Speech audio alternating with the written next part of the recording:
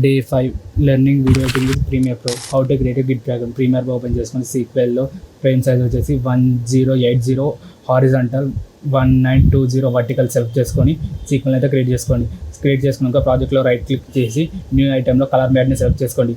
Okay కొట్టేసి కలర్ని మీకు నచ్చినట్టు అడ్జస్ట్ చేసుకోండి. సో కలర్ సెలెక్ట్ చేసినాక దీన్ని ఎక్స్టెండ్ చేసుకోండి. మీకు 2 minutes దాకా ఎక్స్టెండ్ చేసుకోండి. దీన్ని డూప్లికేట్ చేసుకొని డూప్లికేట్ చేసుకున్న దానికి ఎఫెక్ట్స్ అయితే యాడ్ చేయండి. ఎఫెక్ట్స్లోకి వెళ్ళేసి గ్రిడ్ ఎఫెక్ట్ని డ్రా చేయండి. సో డూప్లికేట్ చేసుకునే దాని మీద సెలెక్ట్ చేసుకొని దాన్ని ఎఫెక్ట్స్ కంట్రోల్లో సైడ్ ఫామ్లో బ్రెడ్త్ అండ్ హైట్ని సెలెక్ట్ చేసుకొని బ్రెడ్త్ వచ్చేసి 100, హైట్ వచ్చేసి 100, బార్డర్స్ వచ్చేసి 3 పెట్టుకోండి. బ్లెండింగ్లోకి వెళ్ళేసి ఓవర్లే సెలెక్ట్ చేసుకోండి. సో ఆంకర్ పాయింట్ని సెలెక్ట్ చేసుకొని స్టాప్ వాచ్ మీద క్లిక్ చేసి స్టార్టింగ్లో ఒకటి ఎండింగ్లో ఒక క్లిక్ ఫ్రేమ్ ఇచ్చేసుకొని మనకైతే బాక్సెస్ అయితే మీదికి వెళ్ళాలి. మీదికి వెళ్ళాలంటే ఎండింగ్లో వచ్చేసి మనమైతే స్కేల్ని అయితే మనం జరుపుకోవాలి. మీదికి వెళ్ళేటట్టు మనకు బాక్సెస్ అయితే మీదికి వెళ్ళేటట్టు క్రియేట్ అయిపోయింది. ప్రాజెక్ట్లో వచ్చేసి రైట్ క్లిక్ చేసి న్యూ ఐటెంలో బ్లాక్ వీడియో సెలెక్ట్ చేసుకొని సెలెక్ట్ చేసుకున్న దాన్ని డ్రా చేయండి 2 minutes దాకా.